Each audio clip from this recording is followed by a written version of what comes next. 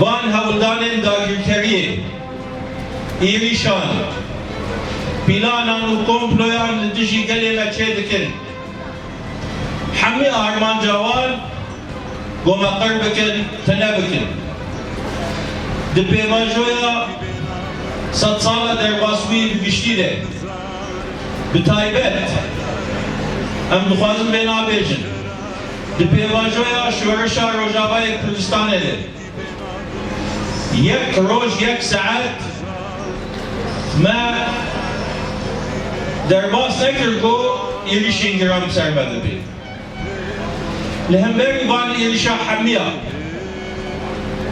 me karî bû isbat bikin ku em gelekî bi rêxistin kirîne, em gelekî bi bawerîne ji bo azadiya xwe, ji bo serbestiya xwe.